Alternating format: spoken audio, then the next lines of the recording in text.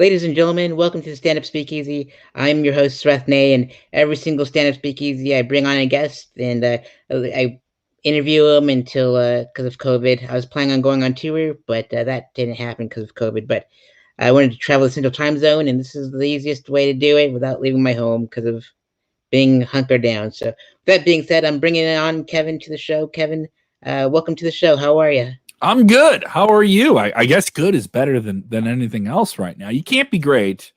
You definitely don't want to be bad. That's basically the whole register now of pandemic.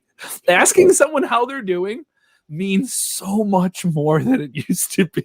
Like it was. I just realized that, like, when you haven't seen someone in a while, you're like, "Oh, can you stay 12 feet away from me and tell me how are you doing?" Like it's so much more of a weighted question. Hi, friend. I haven't seen in 3 months. Are there germs in your body that I should be terrified of? Yeah, that's where we all are. Indeed, most definitely.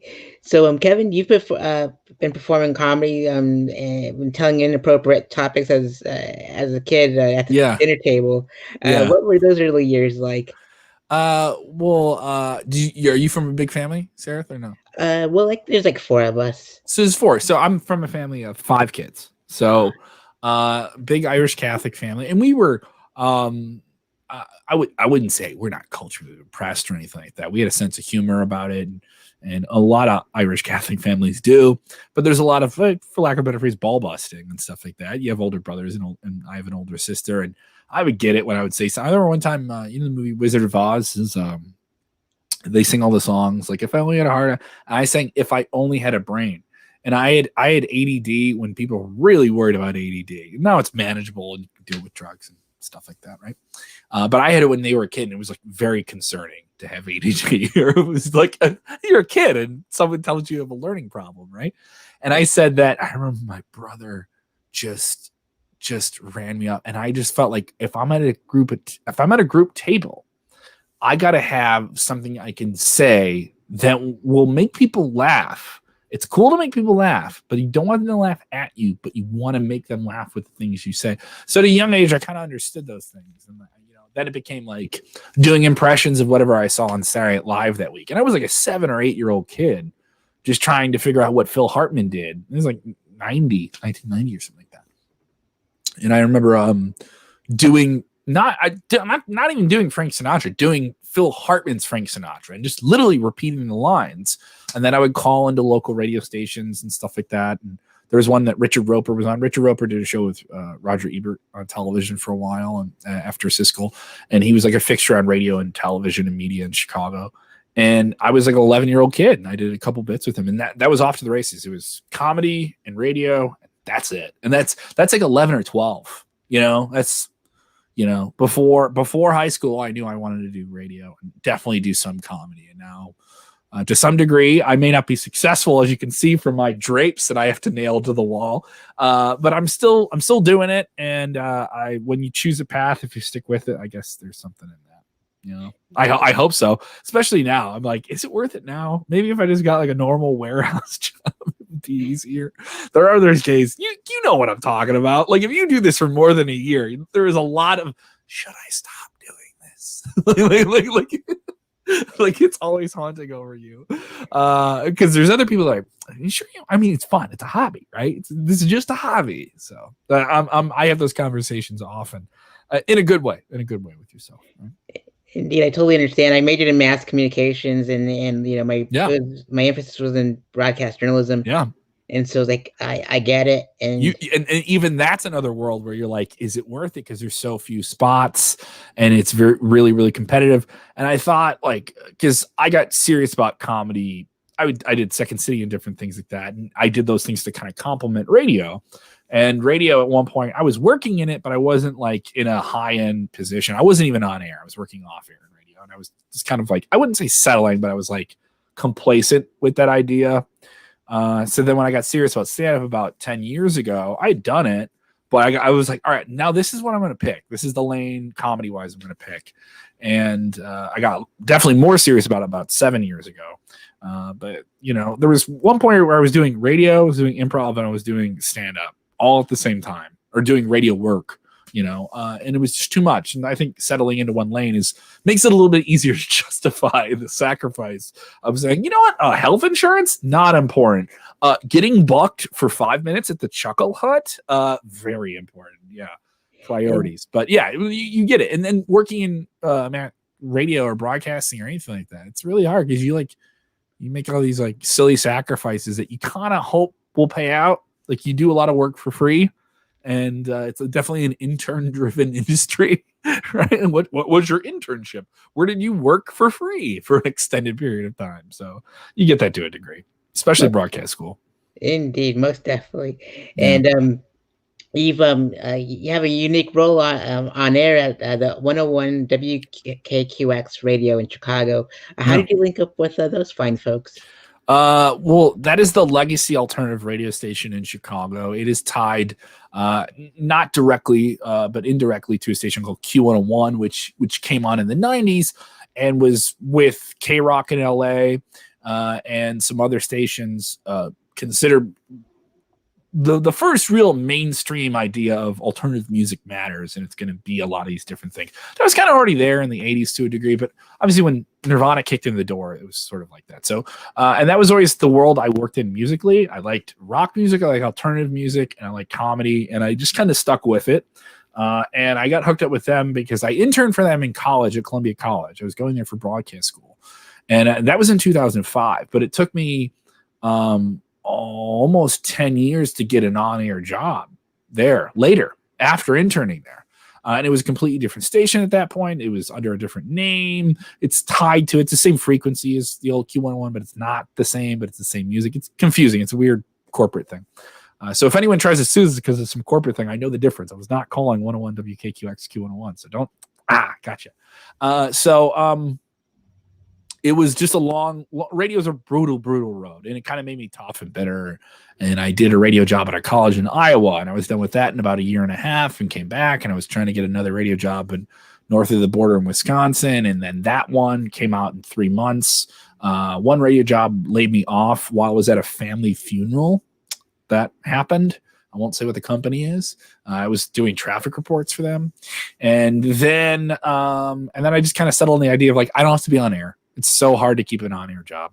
So I took a job off air with this company, with 101 WKQX. Worked that for a while, and I was trying to do it, and it just got too hard to do comedy and the same thing, and it was just like we were coming to a head, and then it was done, and that sucked. And then I somehow, with I'm actually wearing the hoodie. I didn't plan this. JBTV is like an independent TV show in Chicago, and they film a lot of rock bands. Green Day's first television appearance was on there. First time No Doubt was on television was with them. And it's this lovable guy who looks like Jerry Garcia. His name is Jerry Bryant. And he does a show syndicated out of Chicago, and he would film bands. So the WKQX radio station worked for would bring in bands. It'd be like a private show. So you're going to win. You've heard this before. Everyone has heard this before. It's like, we're going to be at what's the local radio station where you are? What's the radio station you listen to? Doesn't matter what it is. What's the station? I listen to Real Radio, and they're just talk show radio. So Real Radio is we're gonna have the Real Radio talk room. You're gonna be at the talk room, and it's like, oh, we're actually gonna be in a room when they do it. So that's kind of the same idea, and that's what we were doing with JVTV before we had our own lounge space that we have. If you go to 101 WKQX, we have thousands of performances that we filmed. We have Offspring, we have Billie Eilish, we have Panic at the Disco, doing private shows for just like a dozen people, which is really, really cool. And that's a fun thing. Very, very fun thing. So I would do those, but when we did them at the JBTV, we would have to hold people, and then the bands were a little bit more picky about it because they knew they were being filmed on a lot more angles. So the bands wanted to like really, really set it up right. So you'd have to warm up the crowd, and they would be sitting there. And if it's just like a talk show, you're going to have to put somebody out there who's going to be able to rile them up and then tell them, all right, here's how we need you to clap on camera and have your hands above your head so we can see you clapping. And it looks like we're trying to make 30 people look like 150 people, So I would do all those things, and I started using my comedy chops, and I was like, all right, I'm going to do a little bit I'm going to do like 2 minutes of stand up on this desk in this lobby to get these people into it, because we're going to make them wait a half an hour to not watch a full show. They're not going to get like a full hour and a half concert. They're going to get like 20 minutes, and that's it. And they came for free, and that was their afternoon, right? But they get to do that. So from that, I'm not working at the radio station anymore, but JBTV says, We have Papa Roach, Papa Roach, the band Papa Roach is coming in, and the radio station didn't bring them in, but we brought them in, and they want the same thing that we do at other concerts. And I was like, oh, so you just want me to come in? I'm not getting paid to do it. I was like, yeah, sure, I'll come in and do it. I'm happy to do it. And they're like, no. We need you to do a full set. We need you to do like an actual performance. Like they don't want to just go on cold. So I was like, how much time do you need? They're like, we need like 10 to 15 minutes. I was like, okay. And they're like, I was like, so am I opening for them? And they're like, yeah, you're opening for them. And they're going to stream this on their website. I was like, well, am I going to be streamed? They're like, no, we're going to film you, but we're going to use that time to like buffer up the stream because we're expecting people to watch it live. And this is like 2015. Live streaming is like still coming together. So I get it.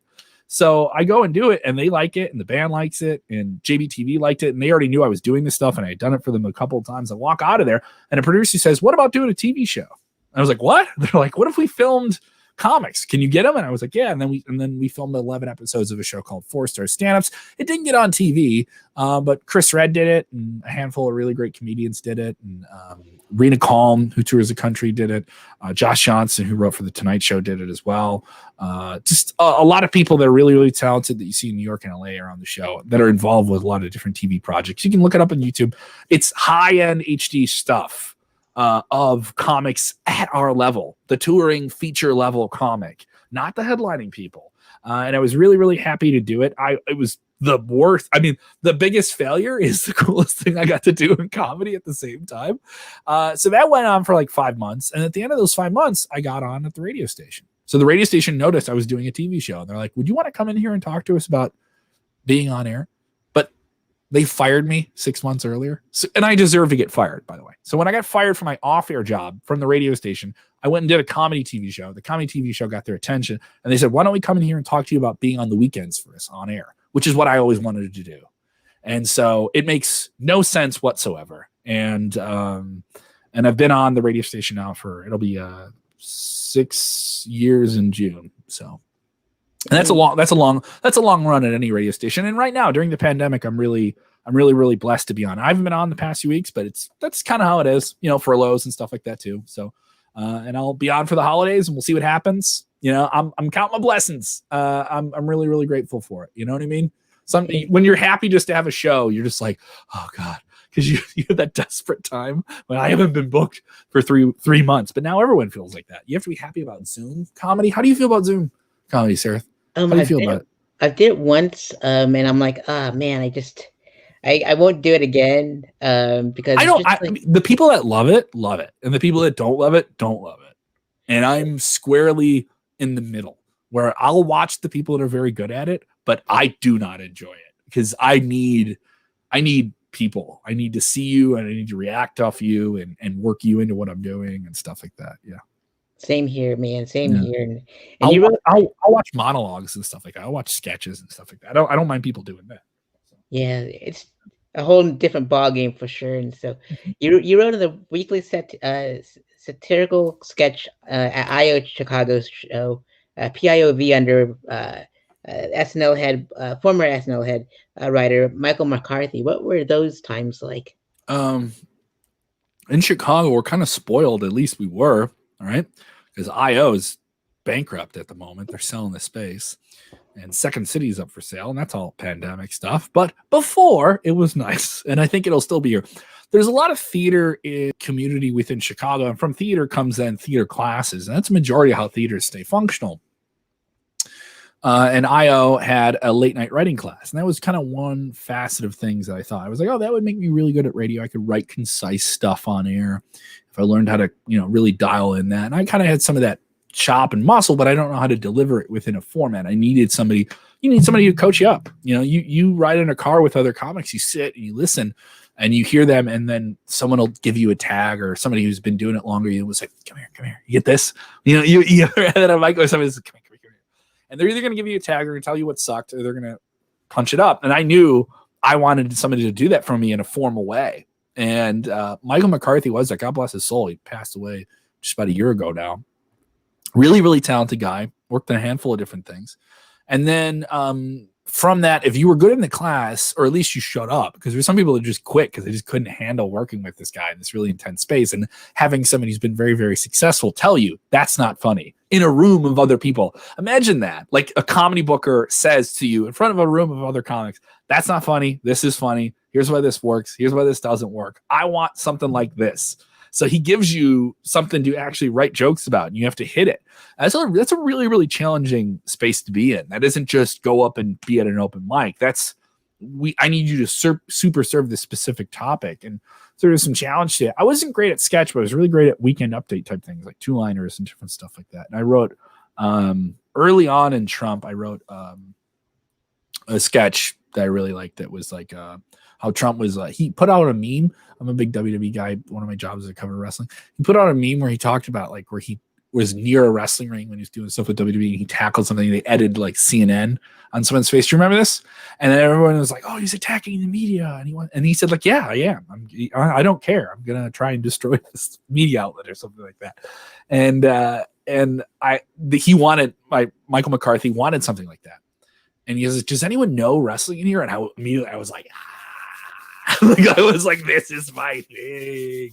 And so I went and I wrote this sketch that was like Stone Cold Steve Austin from WWE giving Wolf Blitzer tips on how to kick Donald Trump's ass. And it was about like how some like measly intellectual journalist was going to be able to go and kick Trump's ass. And it was just like very ridiculous concept.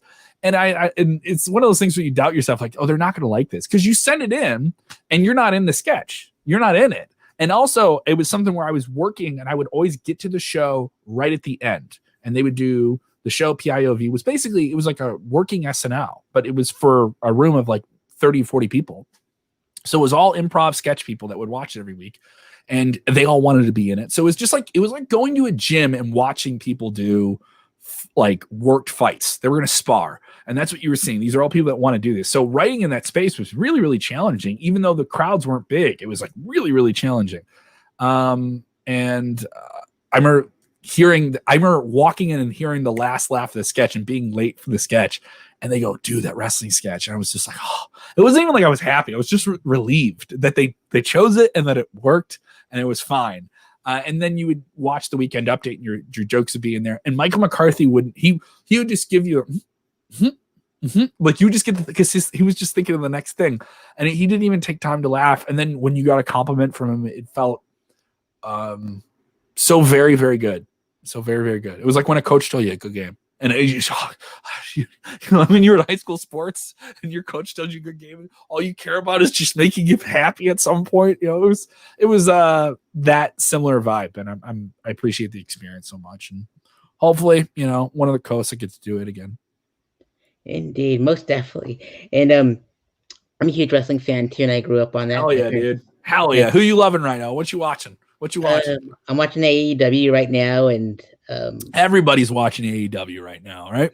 Yep. They say they are, but I think a lot of people are following AEW. Not as much as watching it. Because if everyone who says they watched it, it would be the most popular wrestling show. Like, just based on like what I hear. I was like, there's a lot of people. No, because I think it's the cool thing. It's the number one cool wrestling thing. And the number one other cool wrestling thing to do is to make fun of WWE, but also watch WWE at the same time. It's like watch it, which I despise. I think it's ridiculous. Another issue. Wrestling's such a weird world, isn't it, man? Right? It is. And when Chris Jericho and MJF did the musical number, last week, it was very, very funny. It felt out of place. It was really, really out of place. But as a comedy person, I deeply enjoyed it, but I was also like, it's gonna be hard just to go back into wrestling after this. Like, it felt like a square peg in a round hole, but I couldn't deny how funny it was and how much they had fun with it. You enjoyed it, right? Because it was really divisive. A lot of people online were like, "This is ridiculous. How could you do this? You're supposed to body slam someone. You're not supposed to be doing a two-step singing like Frank Sinatra. This is ridiculous." Yeah, so it's much needed, because it gave me back that feeling that with Brother Love back in the levity of just like zany characters and like the playfulness of it, and they can be kind of cartoony. I'm okay with that, but I think there's also been such a shift towards like serious badass wrestling. We're gonna be all these different things. Like, that's one thing with AEW is they're trying to be a lot of different things at one time. in terms of just like different palettes. And sometimes it's kind of hard to make that work. It works sometimes, and sometimes it's like, oh, you gave something very challenging a shot. So I'm like, okay, I'll give right on, man, right on. It's AEW is one of the best wrestling shows on right now.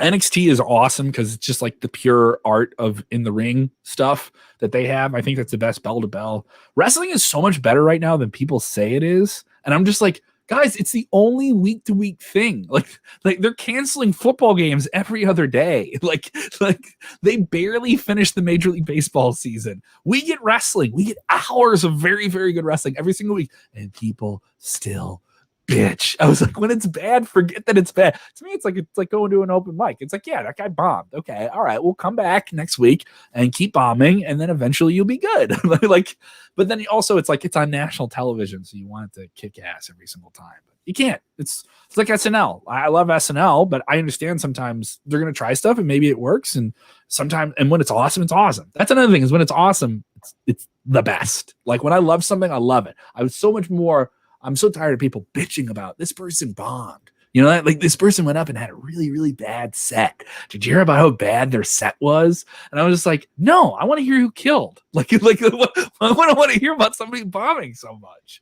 Or like, it's like, why are you? Because really what it boils down to, you've seen this before too. What it boils down to is I didn't bomb as bad as that person. I didn't have that bomb. And it gets into I like with wrestling, it's like, well, I like AEW. Their show was okay, but this show from WWE was bad, right? and it becomes that, and it's petty and stupid, and it's like this internet circle jerk where really no one's getting the pleasure they really want out of it. You're just trying to take pleasure from someone else, and that's so shallow. That is junk food with no calories, man. Indeed. And but some of my best stories come from me bombing on stage. So biggest bomb ever. Give me the biggest bomb ever. What's the biggest bomb you ever had? It was on my birthday. I Did you have like friends or family there? Because it was like your birthday and they're coming out for your show. Yeah, just my friends. I bought my own cake and sang. You bought your own cake. And it's like, hey, it's Sarah's big comedy birthday show. Oh man! And everyone was supposed to be doing my jokes, and it was kind of like a big John Malkovich show, and it was horrible. And then I was like, all right, that's it. I'm not gonna retire from comedy after all. I gotta get redemption. So I came back. Did everyone do better? Like so that people went up and did your jokes, or they did like they took some of your jokes and like would make their own joke off it or something like that? Yep, they would try to mimic it and repeat it. That's kind of a fun idea for like just like if you want to do like a little party show that's more just for like the crowd and some friends. Like it's not a show for anyone who's just showing up. That's really for a private audience. Like that's a fun thing. That's a fun idea. But did they do better doing your jokes than you did going up at the same show? Well, they roasted me the whole night. All right. And I couldn't rebuttal back because it's like I wanted to go before my birthday ended. And I sang happy birthday on stage, and because it was almost midnight, and it would have been the 28th of December, and it would have been too late. And it was just like, but it was fantastic. It was one bad decision after the next. Like you're just falling down the stairs, and you're seeing yourself fall down the stairs, but you can't stop. It's like, well, I gotta get the cake, then I gotta do this, and I'm like, oh, and then you're down at the bottom of the stairs, and you're like, hey, shit, I bombed. That's what happened. Yeah. But you got it back, right? Tell me you got it back. That first mic set, even a little mic show for like 8 people or something like that. You get that first laugh and you're just like, done, got it off me. Yeah, I know what that's like. Indeed, it took a couple of weeks, and then the pandemic hit, and then Did you get the bomb out of your system before the pandemic hit? Did you get like a good set in before everything got shut down again? It was during the pandemic, so that worked out. So okay, it worked out. It was in Daytona Beach. It was Florida. Florida, you guys didn't shut down at all. You guys still running open mics. Like open mics didn't stop. Nope. Everyone spit into the same microphone. The entire panhandle from me. You know what I mean? Yep. There's like bath salts couldn't stop us. How can this pandemic stop us? Someone's walking out of their Disney World job, zipping out of their Goofy suit to go do bad dick jokes at a dive bar in suburban Orlando. I know what you guys are doing. Come on now. Like come on. Indeed, that's the life of a Floridian, I guess. We're just ready for the world to end, and because we're like the weird ones, and we're like, the world ends, or you know what? I'm just gonna get a job at Disney World. I'm just gonna move to Orlando. Right? I hear that from a lot of people. Like, are you gonna get a job at Disney World? No, I'm gonna get a job at the store that's around the corner from Disney World or something like that too. yeah, So. it's like that for sure. I've never, I've lived here for like 4 years, and I've never been. And I'm like, Never been. I don't plan on going. I went when I was a little kid, and I loved it. But I know we're here on YouTube. Have you seen any of the theme park like pop culture throwback videos that have been coming out now? That's a big. Like people say like true crime. You get into true crime or something like that. Mm-hmm. I got into theme park videos that are all about old theme park rides that aren't around anymore. There's a show called Defunct Land, and it's like these really, really well done, funny documentaries about this is what the Haunted Mansion looked like in 1963, and here's why they built it this way, and here's why this thing. And some of these are like rides that don't exist anymore that were built at Disney World and Disneyland. It was like very, very fun. And it's like, oh, as someone in my 30s, it doesn't make me feel like a creep if I wanted to go to Disney World now. I could go to it. And then I get online, I read these articles about like hipster Disney people is a thing now. Like people that wear like denim jackets with like a rocker that like says what Disney gang they're in. I was like, that is so dorky. But at the same time, if I went on a trip, I would get it. You know what I mean? Like when you see people dress up for a bachelor party and they're all wearing like stupid shirts that you would never wear unless you were on a bachelor party or bachelorette trip. Like it's almost the same idea. So it was like, oh, that seems like fun. It's dorky, but it seems like really fun. But that's a wormhole I've been down. What wormholes are you going down in quarantine? What stuff are you into you wouldn't be just because you have so much extra goddamn time on your hands? Restoration videos. Restoration videos, like houses? No, like people fixing up PlayStations and like tech stuff. Yeah, and like someone's gonna take like an old Nintendo and like really like go in there and wire it up and stuff like that. Yep, kick ass, dude. I had somebody who has like a roommate has an old GameCube, and I was like, let's get that thing fixed up, dude. Let's rock some GameCube. Indeed. And so in 2019 you were on Comedians You Should Know, and so for this segment I'd like to have you nominate future guests on the show. Oh, is that how this is how this works, right? So you had someone else on here that pitched a couple of names and said you should talk to this person. Yep. Look at you, Sarah. You're like, I'm running this show. I don't want to do the work. Tell me who I should have on. I'm not going to go footwork for him. But yeah, well then somebody, did you have someone on from the Midwest? There's probably somebody from like Chicago that I know. The thing is, once you have someone on, they want to know who picked them, right? They want to know who like sent in for them. All right, so I'm gonna scratch your brain for that. A couple of names. I would say someone I've done a lot of great shows with in Indiana. Very, very funny. She's involved. She has the podcast she does recently. She lived in rural Wisconsin. She had, I wouldn't say a repressed life, but a very non-pop culture life. She had a podcast now called Never Seen the Simpsons. And she's never seen the Simpsons. Go seek it. It's called Rebecca Gibson. Very, very funny comic. Very good. We played the Hobart Art Theater before together. We've had the road trips together. She's a great friend. Very funny. One of those people that like gets on stage is unassuming, but then has what you call dirty humor. And then it hits so much harder because you don't see it coming out of this just sweet gem, endearing person who then is going to tell you about the worst date ever. Like it was like very, very good. Really, really enjoy her. Rebecca Gibson, I would say. Thinking off the top of my head, I have a bunch of boys I watch wrestling with. They're like my kayfabe crew, and they're all comics. Mike O'Keefe has been doing comedy, I think, since he was a teenager. He's played out of Michigan. He lives in Chicago now. He's hilarious. He busts my balls. You know that one comic who can always just crush your ribs with something, and they're making fun of you, but you're laughing at him, and you got nothing for him. You're just like, I can't say anything to that guy. That guy's always going to get me. Mike O'Keefe always gets me. Dave Rader is very, very funny. He runs in that crew. He's out of Rockford. Whenever he comes into a room, I yell, Raider time. It's Raider time. And he does not like that anymore. But I still say it because I want him to hear it. He's incredible. Very, very funny guy. Dave Phillips Another David in the same crew. Dave did the TV show. Mike O'Keefe did the TV show thing I did as well. Dave's really, really funny. Another person who's unassuming when you meet him. He just seems like, oh, he seems like a nice guy. And then he has like really, really good, some of the best, like good dry wit, like a good dry rub barbecue. He has a good dry wit. I really enjoy those guys. So I would say that Rebecca Gibson, Mike O'Keefe, Dave Rader, Dave Phillips. Those are the names I'm thinking off the top of my head. Fantastic. I'll reach out to all those folks. And usually I go with like open micer, feature, host, headliner, and showrunner.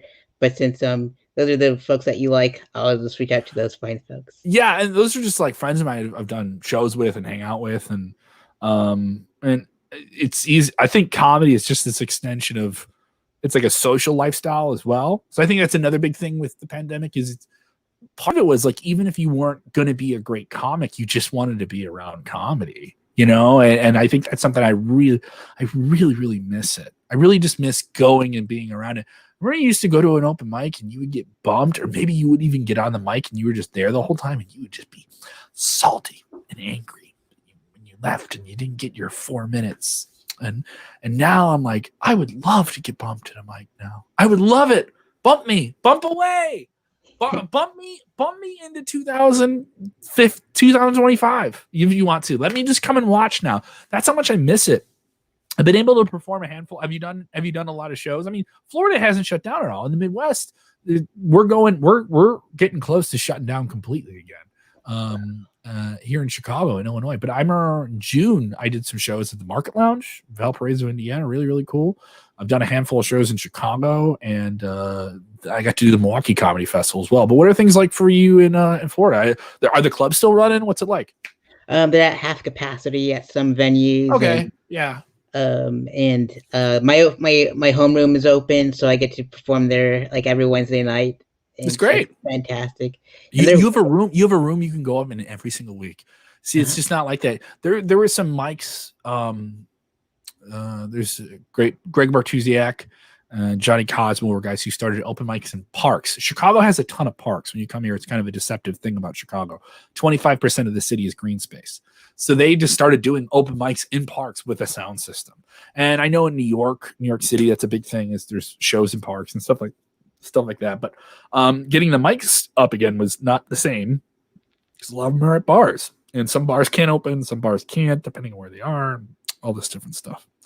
And the clubs are open, but everyone wants, the showcase rooms and stuff like that. So it's a real challenge. And then there was like one person had COVID at a mic maybe a week ago, and God bless them, they came out and told everybody about it, and everything gets shut down again, and the clubs are open at like, some of the clubs are open at like 25% capacity. I'm not like crapping on Florida, by the way. I just have friends in Florida that say the same thing that you do. They're like, it just doesn't matter. They're like, they're not going to shut down. They're just, you go out, you roll the dice. That's what you're doing. Like that's what everyone's like, which I think there should be a good balance between the two. Can't we just figure out something in between? I just wish everyone could get tested for free conveniently every week and we would know. But then you'd have to ask people to do something for someone else. And that's not what this world. That's not American. Genuinely caring about your neighbor and not being able to post about it on Facebook and get the likes for it. We're not doing that. Okay. Come on now. All right. I'm not going to care about somebody unless I can get good public PR for it. Right. Bunch of bullshit. That's where we are. We're a dog eating our own tail, man. That's where we are. And that's why I stopped posting in October for Sober October. I didn't post anything for the entire month on Facebook. But did you do Sober? You're in Sober October now. Like you're not drinking nothing, right? So the people that do that, I'm okay with people posting Sober October stuff because it keeps you going. And usually you're sharing that with someone else. Are you doing it alone or are you doing it with like a group of friends? Just alone.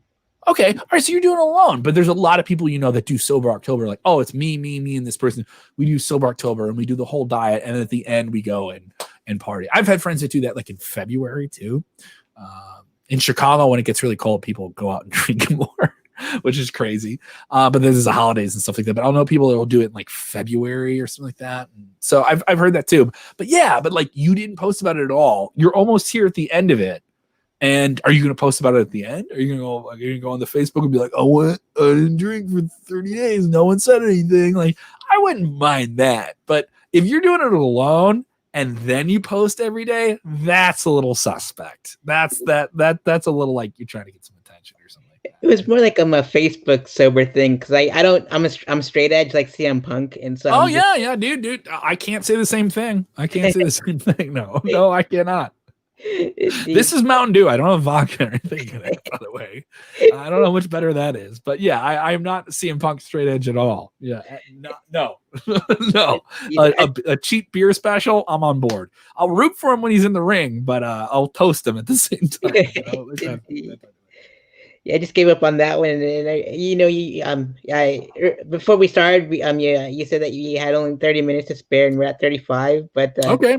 But I did. I'm waiting on a message from somebody else to do a Zoom meeting for some work stuff, but I got a couple more minutes here. I'm not like in a rush or anything like that, man. For sure, just let me know and like give me a hand signal, and you got it. You got it, dude. You got it.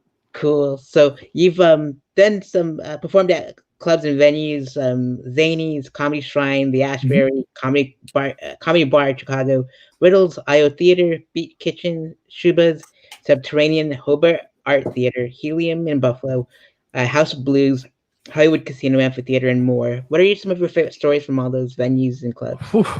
Well, the Hollywood Casino Amphitheater stuff was more like doing stage intros and stuff like that for bands. That's like where like Linkin Park would play, but I get to go on for 30 seconds and say who sponsored the show. I did not introduce Linkin Park. No, I was on the side stage and I introduced the band that went on at like 11 a.m. Different story. I bring up the rock clubs in Chicago. When people think comedy, they always think it's just club. And I can completely get that. But I'm really spoiled in Chicago because we have the clubs. You have Zanies, you have Laugh Factory, but then we have the suburban clubs, and that's Comedy Shrine and Riddles. So Chicago's a lot bigger than people think it is. So you get those, and those are within like an hour of the downtown area. And then I brought up like Beat Kitchen and Shuba's. Those are rock clubs. So when they're not running rock concerts Thursday, Friday, Saturday, they'll do other stuff during the week. And there's a lot of great what they'll call showcase rooms, bar shows to some degree that play the same way. And there's a wealth of them. So I've been spoiled, but it takes a long, long time to get that. And when you get it, it really matters. And I'm talking about a show like the Comedians You Should Know show was like the coolest thing. That runs at Timothy O'Toole's. That's in downtown Chicago. It's the show as a comic you want to come and watch, and you see it and you think, this is the comedy I want to do. These are the people I want to perform with, the people that host and produce the show. And this is the crowd. The crowds come and they don't know who's going to be on the show. All they know is it's Comedians You Should Know, meaning they've been before and they're coming back and they trust the brand. So when you get that, you're getting the trust of, okay, you're ready to go here. This isn't like a bar pop-up show. Like, hey, we got a one-nighter. We're going to play a VFW out in the burbs. We're going to be in Tallahassee. Want to come and do this like pop-up show at like a biker bar or something like that? I've done those. And those are really fun. And I'm not taking anything from them. But this is not playing a comedy club, but having all of the comedy club weight. You know, it's different.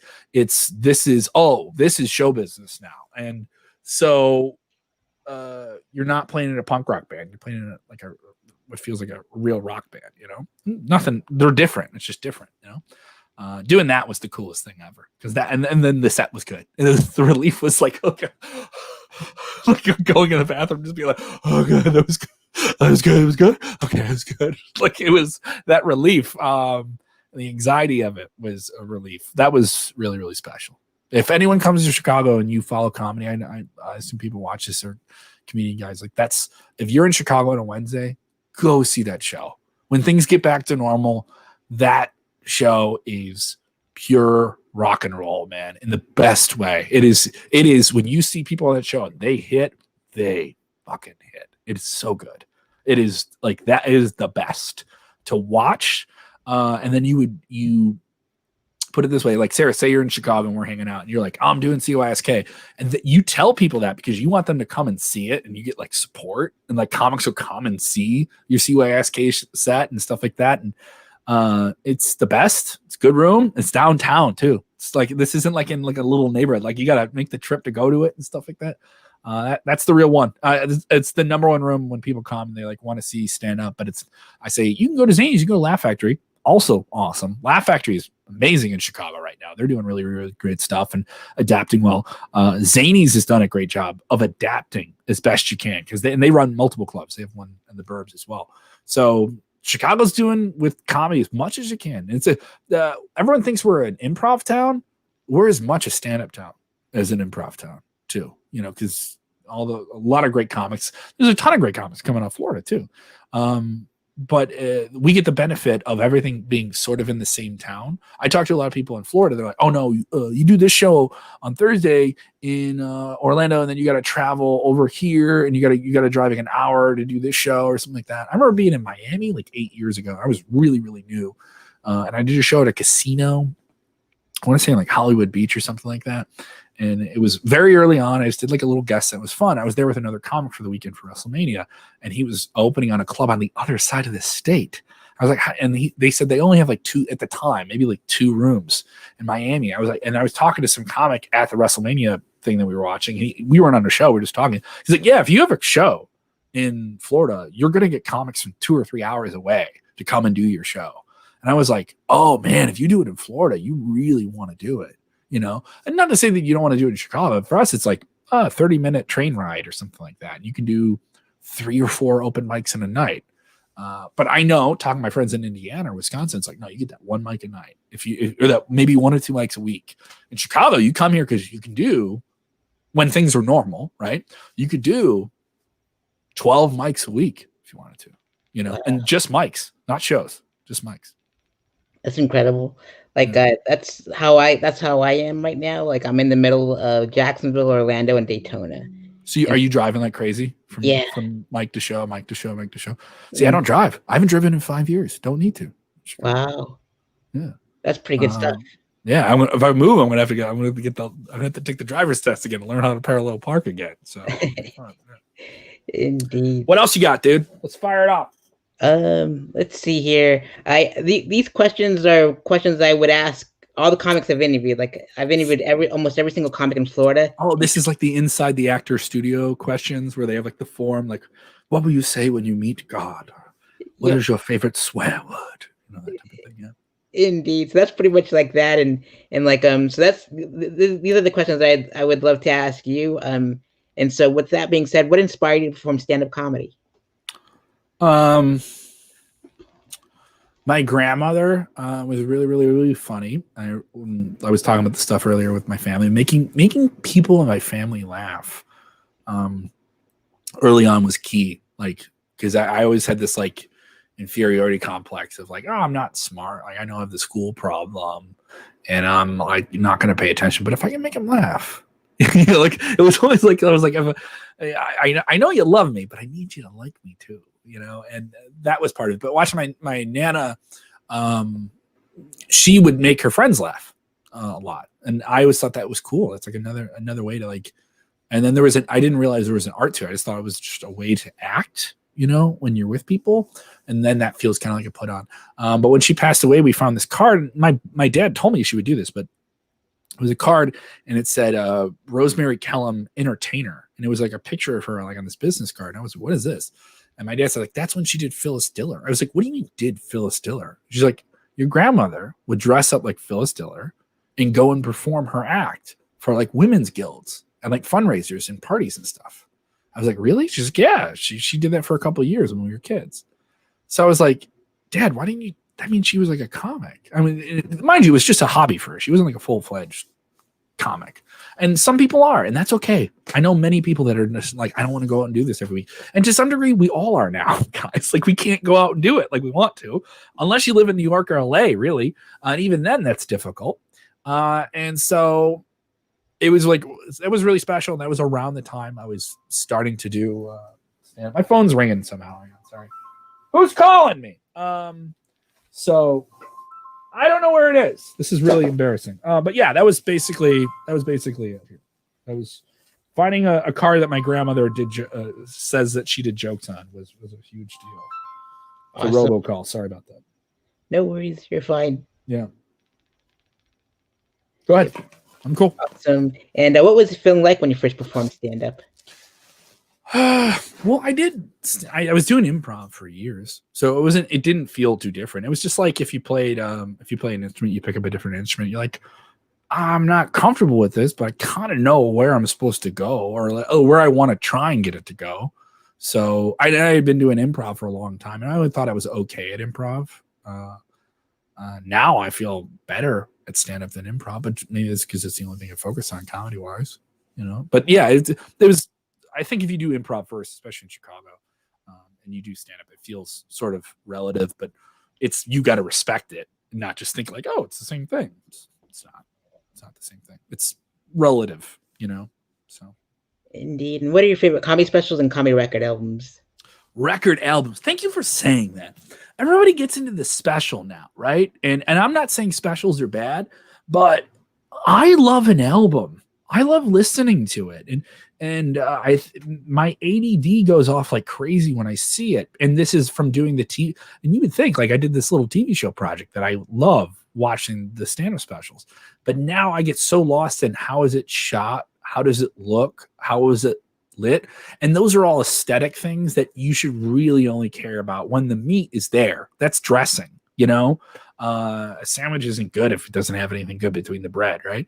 So I mean, if you can go up there and have a well-lit stage and make it look like a great and have a spectacular outfit and have a presented audience in the right way and all those different things, but if the material sucks, the material sucks. Like, I'm not going to say a name, but there's a really, really popular comic saw a special, and it was more like a spoken word thing that was entertaining, and it wasn't a special. It really wasn't a comedy performance. And it was just like, but this looks really cool. This doesn't sound really good. But I love albums because I get to not worry about the visual stuff at all. I really, really love Maria Bamford's albums. I think she has some of the best back-to-back albums. You can just, I listen to them a lot. And that's another thing about a special. I don't think you watch a special over and over again. I think with an album, you listen to it over and over again. You can really not study it, but like get the rhythm of where the laugh is going to come. And that really helped me build up confidence. Like you'll tape a set on your phone and listen to it and see what worked and stuff like that too. So it was always kind of like that thing too. And it felt a little bit more closer to the craft. But watching a special, I just get lost in what does it look like? What are they going for? All right, they're going to do this. But John Mulaney has some incredible specials. Bill Burr's first two specials are really, really good. Let It Go. I love that album from him. I think it's really, really good. What is he doing? He does a bit about he did this bit about how moms think they have the hardest job in the world, or like Oprah. Oprah was introducing someone who's a mother. She's the hardest job in the world. It's a mother. And I was like, what? A mother is the hardest job in the world. I was a redhead roofing in July. That's the hardest job in the world. And it was just Bill does Bill Burr. So like when you can say that about somebody, like that's awesome. When somebody really is the character and you're in, and the follow-up albums are really good. I love that. Like, when they have not just one really good album, they have a couple. I love those. Like the Bodies of Work is really impressive. I'm at that point where I was like, I want that. Those are the type of things I want. I don't just want one really good album. I want a couple of really, really great ones you can put on for like a long car ride. That's the type of comedy I want. Where you can drive for 3 hours and maybe listen to two of my records or something like that, and they hit the spot. Everybody wants that, And that's radio too. That's radio to a little bit of a degree. Absolutely. I recorded mine out of a pool hall in Daytona Beach. A pool hall. Did you have like did you hear the clack of the balls and stuff like that in the background? Did you get that in the background? They were quite faint. Everyone was more focused on the comedy than anything. Okay. So. I guess that's good. But like maybe dub someone like racking up some balls at the beginning of the album or something like that.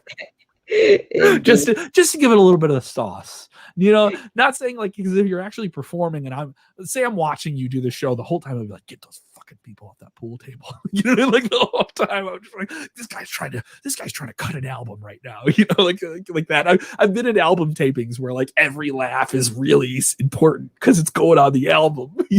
So but it went well when you did it. Yeah, like the only people that knew that I was recording the audio was me and the host, and so nobody else knew that it was. You didn't. Oh, they didn't prep the audience that you were taping an album for it.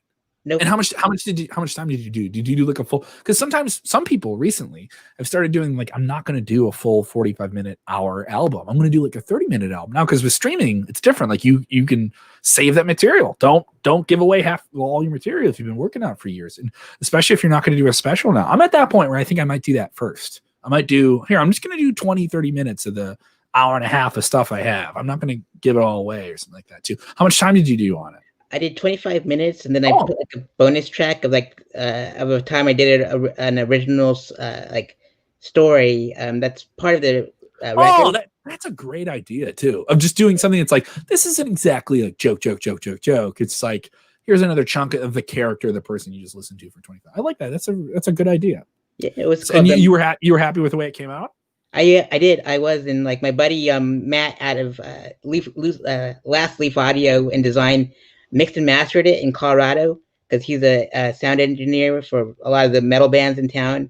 And he goes, hey dude, you get good tech people. I really think that's really, really underrated, is good production people in comedy at the level that we're playing at now. Especially you look at streaming, now everyone's trying to like get their stuff out there, even if it's just a clip. That's so important now. It's such a bigger part of it.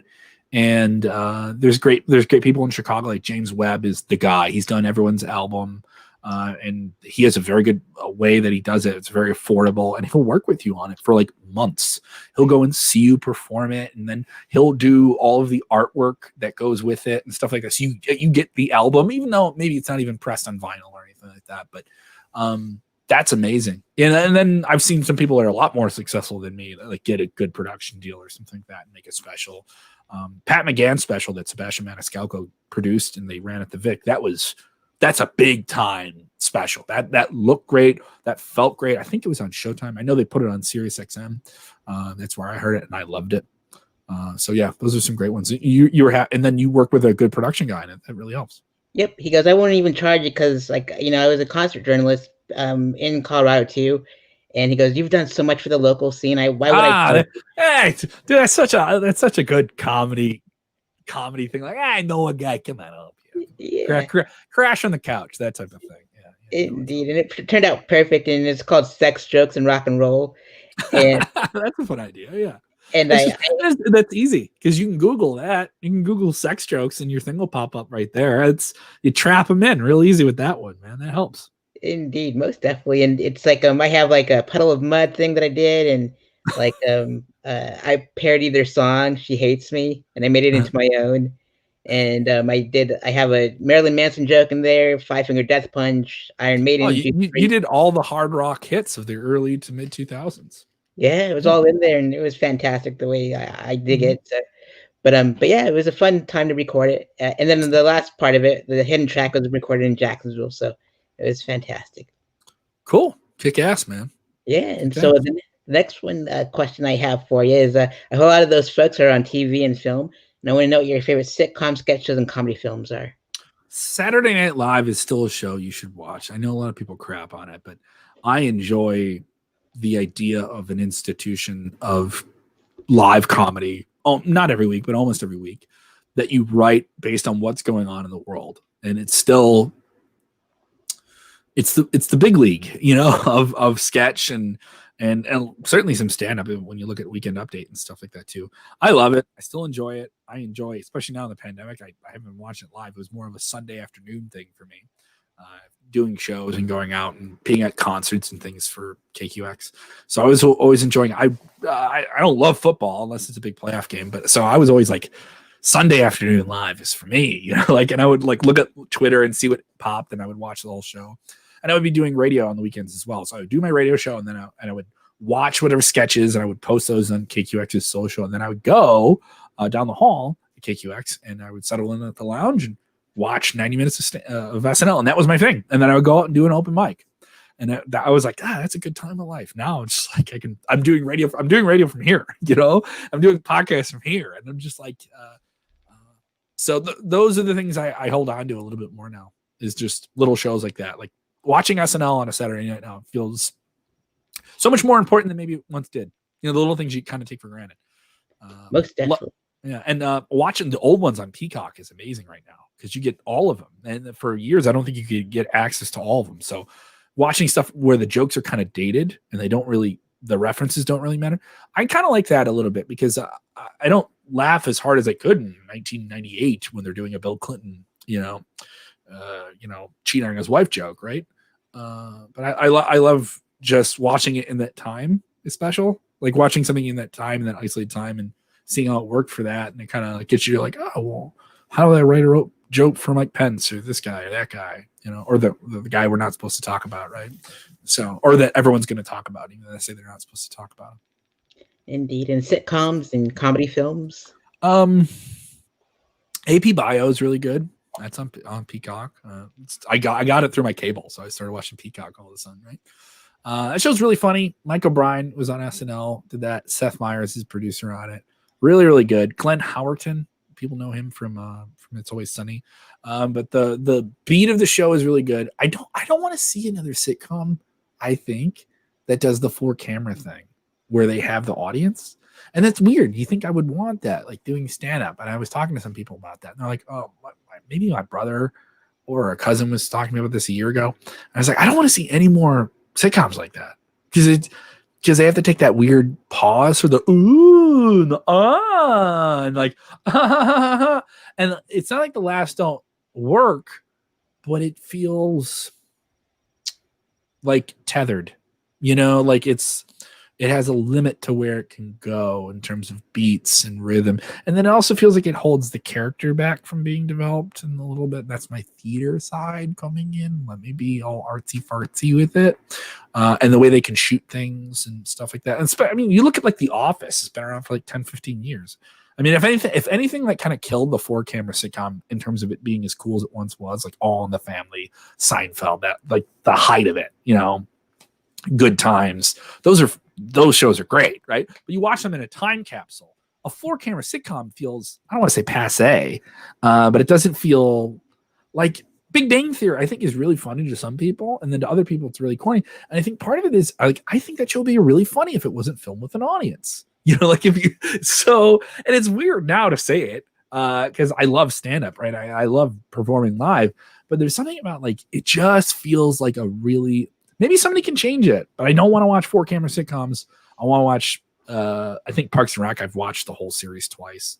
I think it's a little bit better than The Office. It was fun. Like at some point you're just watching for the characters and you just enjoy the characters and stuff like that too. So watching those, but AP Bio, Office, Parks and Rec is effing great. I love late night TV shows. I love watching the late night shows because that's closer to the stuff I was doing with Michael McCarthy and the things I was writing for. I've really felt Late Night with Seth Meyers has been really, really good. And Conan's amazing. Conan, I think, had the best adaptation to the COVID times when they're not with the studio and stuff like that too. So he's doing it like an empty theater, the Largo in LA. And they got robbed this week, and he joked about how this is where we are. We're not even in a TV studio. We're getting robbed.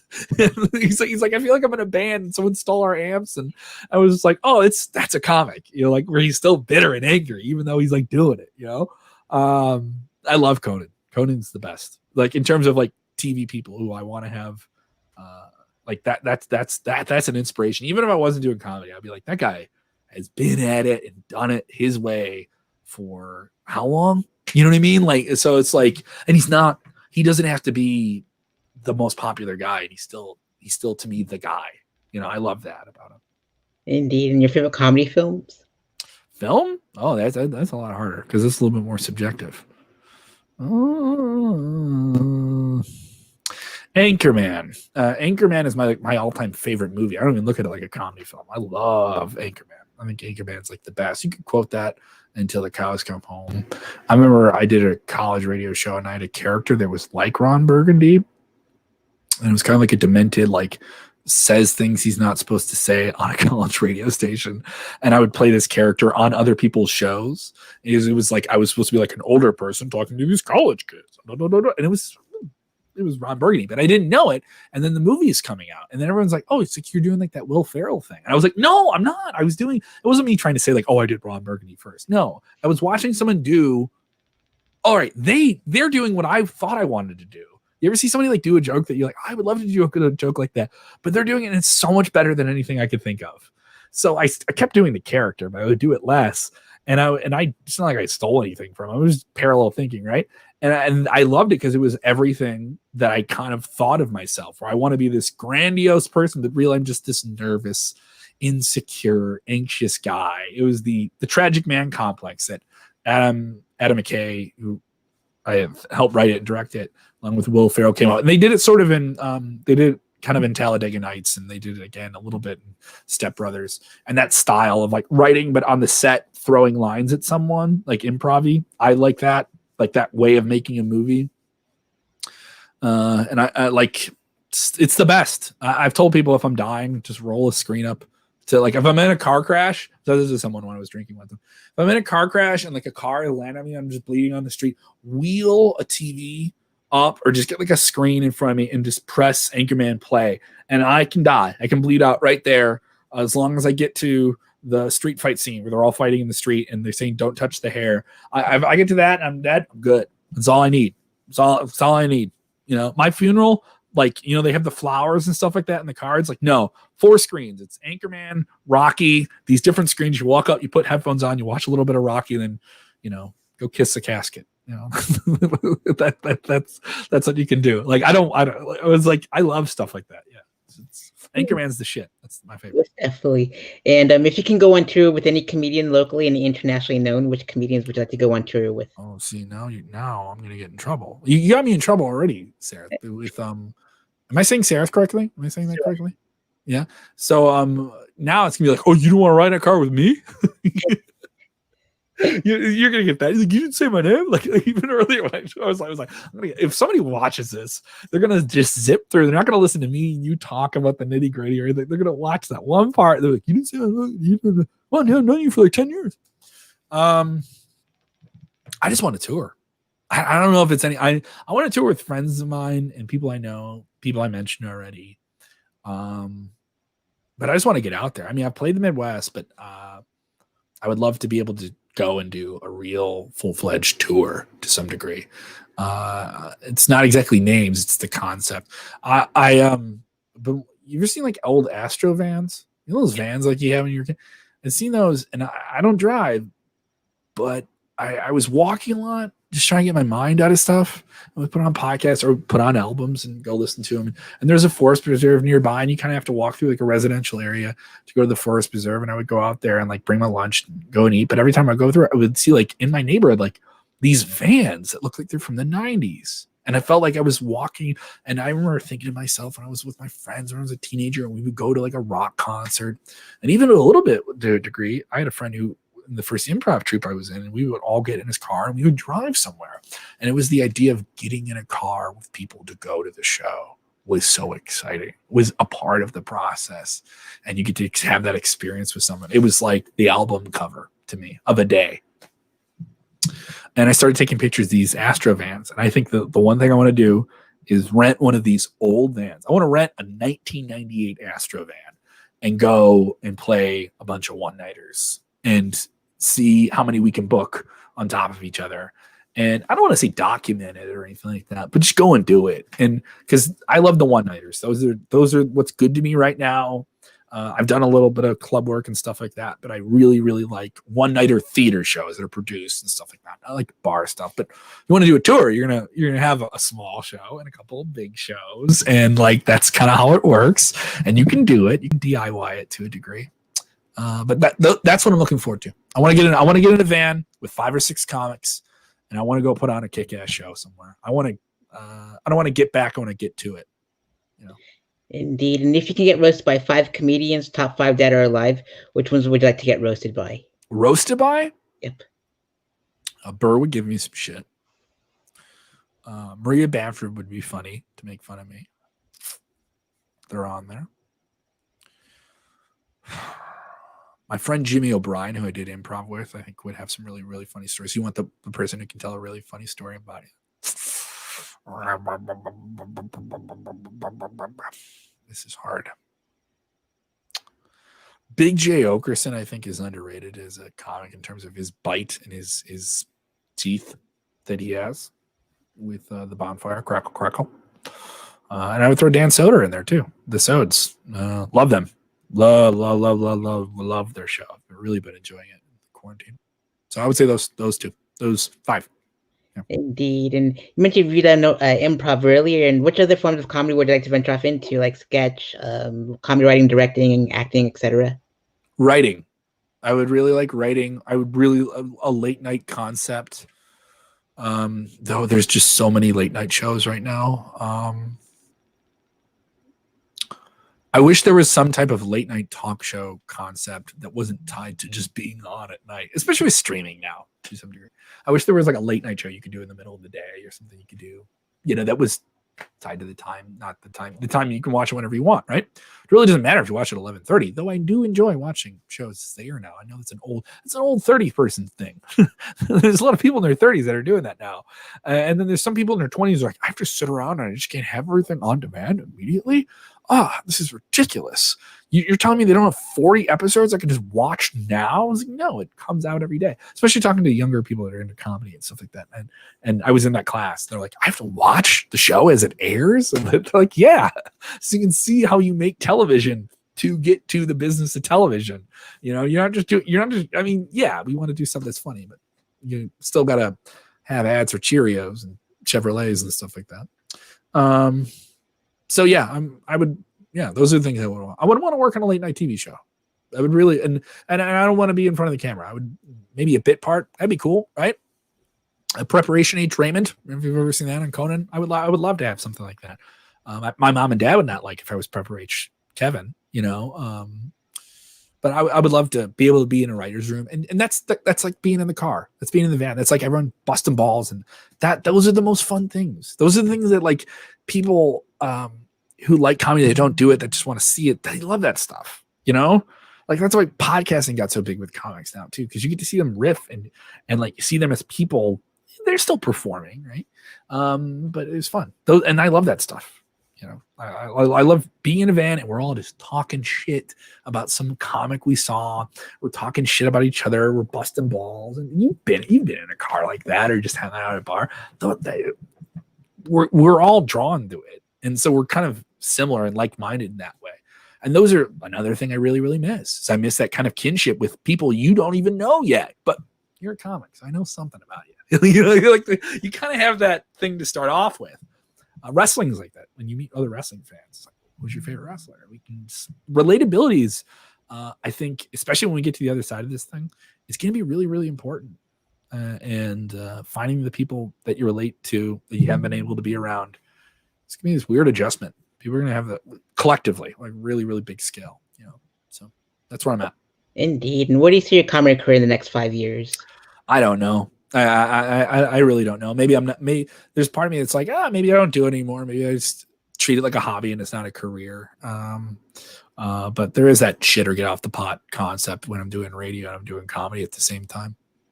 Indeed. So, I honestly don't know the answer to that question. I want to know the answer to that question. I should have an answer to that question. I would love to have a full-time job in radio with a comedy element on the outside of it, which is what I've been going for anyway. And radio is a very tough industry at the moment right now, too. Indeed. And what is your favorite joke a comic has ever written? Dude, you have some really effing hard questions here. I've sworn too much for this. That's so hard. It's so hard. That's so hard. I'm not going to say, because then you're like, oh, okay. Hey, I'll say the one I really, really enjoy.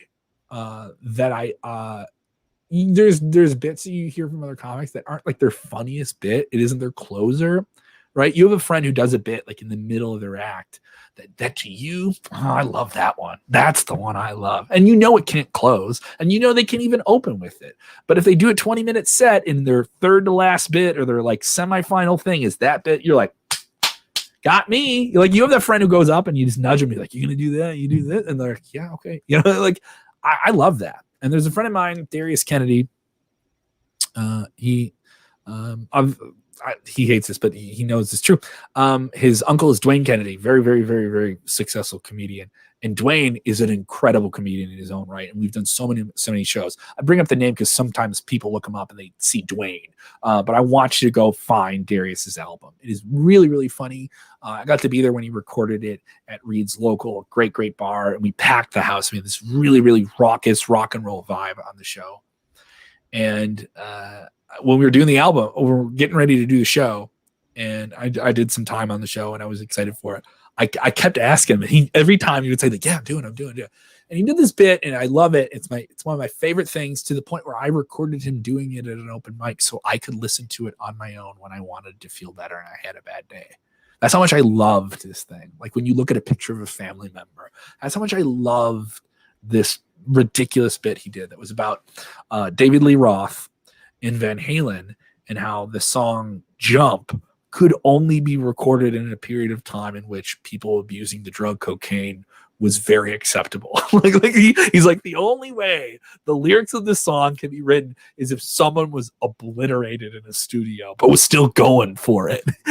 And so there's this line in it where it's like he's talking about the lyrics, but he takes the lyrics away from the song, and it's just him acting like some deranged, coked out maniac. And it's so over the top, and it's one of those things you can't open with it and you can't close it. You can do it right in the middle, and it's the perfect little pepper in bit. And it's hey, who said that? Baby, how you been? like that line when he goes from I'm shocked and scared with ooh, hey, how are you? like that's a really cokey like mindset of being super physically bipolar and reactionary. And it's so perfect, and it's so Darius. And there's so many times and I cackle when I see it, and it makes me feel so good. And it's like the Anchorman thing. Like, if I'm dying, give me Anchorman. I want to hear Darius do David Lee Roth. like when you love it that much, it makes you miss it so much. You're getting me to, oh dude, you're getting me worked up, man. I'm so pumped to get a needle in the arm and someone say, go yell shit in a bar. I'm ready. I want 2021 now, Sarah. Where are we playing? Where are we booking? Are we doing the Panhandle? Are we playing the rooms? What are we doing? Daytona Beach. That's my home. We're doing Daytona. All right, Laughtonia. Everyone calls it does all that jokes. Come on, there's probably a room called Laughtonia or something like that. Yeah, there is somebody running a show called Laughtonia. If there are, I'm sorry. I hope not. And what experience would you like your audience to take with? What do you want your audience to take with them after a set is over? If it starts with me getting you to laugh with me, and then at the end you're laughing at me, I'm okay with that. I don't want you laughing at me. I want you to laugh with me, and then now you can laugh at me. I want people. I want what I tried to do on radio. I want you to escape from your day and get to know and understand that whatever scares you about yourself is it's gonna keep scaring you, and you're gonna have to live with it. And a lot of my comedy is about anxiety and insecurity and failure, and how those things are sort of triumphant in a way when you get past them. So yeah, just those things. I don't want to go down like the Hannah Gatsby. I don't want to go down that road of like, oh, it's I am so powerful and I want this to be a transformative experience in your soul. And I'm not trying to be that serious. I want you to be able to laugh at your own shit. You know what I mean? If you can laugh at my shit and I laugh at my shit, and we get through it and we all have a good time, it's great, man. I came from that emo rock generation. Like, all right, we're gonna have to turn this into a bit, I remember being mad at myself. I had a bad breakup, and it took me a year to get material out of it. I was like, all right, finally, that 5 years turned into 5 minutes. Here we go. like it was that type of thing. And that was the only good thing about the breakup was I was like, I got 5 minutes out of it, so I should have got more. I was talking to somebody about that. I was like, if you have a marriage for 10 years, it's got to be an hour album, right? So some other people will tell me about that. But yeah, those things. Get through it. Indeed. Hopefully that works. Most definitely. And wrestling fan to wrestling fan, I want to know, who is your favorite wrestler of all time? Daniel Bryan. Nice. Daniel Bryan. Bryan Danielson, Daniel Bryan. I've seen him wrestle in a Eagles club, 200-300 people. Had the best match I ever saw in that room. And I saw a lot of people wrestle in that room. Saw him wrestle in a gym that housed like 1,300 people. He had the best match I'd ever seen in that room. I saw him wrestle at the Allstate Arena where they had a lot of great matches. It's 18,000 people. He had the best match I've ever seen in that room. I saw him wrestle in an 80,000 seat stadium, which is not easy to perform in. Doesn't matter who you are, if you're U2, anybody, let alone doing a wrestling match. And he had the best match I saw in that room. So when you're that good from all those levels, and you have that many experiences with somebody, it's just like he's the best. He's somebody I've seen the most, and every time he's the guy. Like, and they can say somebody else is the guy. Maybe somebody else sold more tickets than him, but when everyone leaves, they're like, yeah, but he was the shit. You know, like that type of thing. Like when you go to a festival and you see bands, or like you mentioned rock bands you like, or you have the Wu-Tang hat on. Oh yeah, people came for Wu-Tang, but dude, you see Vic Mensa open up for him? He had the fucking set. Like it was that type of thing. So, and I'm a feature too. So I'm a feature comic. So I'm like, oh yeah, all right. Like, all right, follow that shit. You know, like I have that mentality too, in a good way. But yeah, it's all gravy at some point. Indeed. Mine of all time is Sabu. And Sabu, what a pick. Yeah. I've never heard anyone say that he is their all-time favorite wrestler. That is such a specific pick. Why Sabu? I think I have 3 reasons. He was awfully quiet like the whole time. He didn't have anybody speak for him. Okay. And he did. So there's a mystery there. Like you can infer what he's thinking and saying as a character and stuff like that. Yeah. And that match with Terry Funk, with the barbed wire match where he cut his arm open, and he was like, give me some tape. And he wrapped his arm up and kept going. I'm like, that's awesome. And the third reason, he came to Pueblo, Colorado, where I was, raised pretty much. And that's one character aspect, one moment you remember watching on TV. I've seen this before. This is the formula for wrestlers becoming someone's favorite wrestler.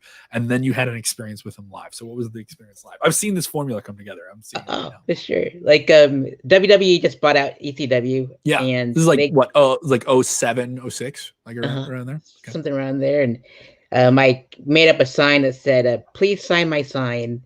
Okay. And all of a sudden I was like right there, and they had their buses there and everything. And Rob Van Dam sees it, and then he shows, hey, get over here.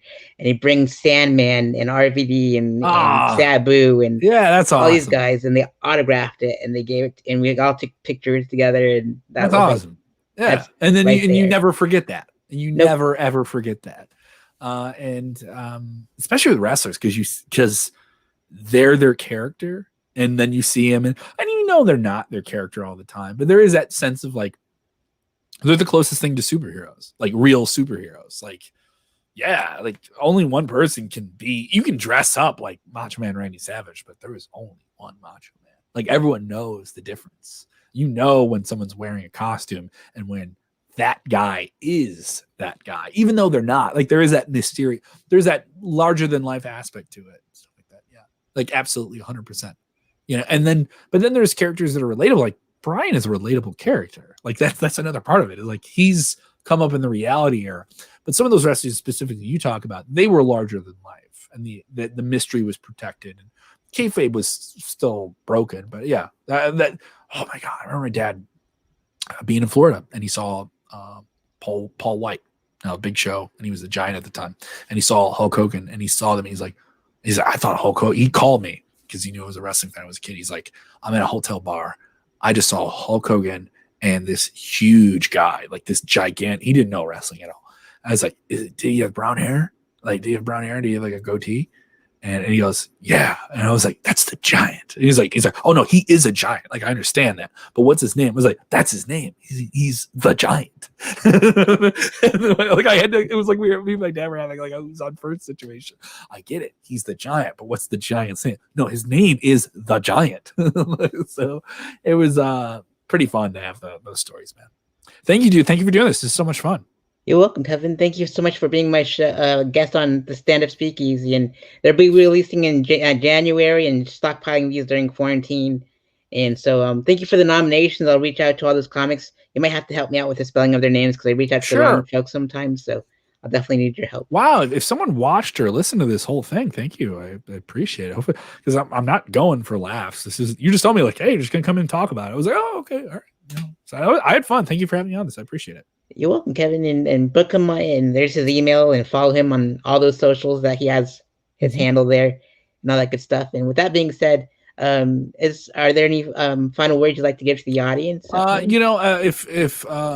If I know a lot of comics listen to content that other comics make, a lot of comedy producers, anybody out there wants to do some shows or something like that, and you actually see me on this and you want to do it, I am not someone who's going to not look at my email. I look at my email. That's how you do bookings. That's how you network and stuff like that too. So I look at it all the time. And if we talked a little bit of wrestling, obviously in this, I'm a huge wrestling fan. That is my one of my main jobs right now is I produce content for WrestleZone.com, long running wrestling website.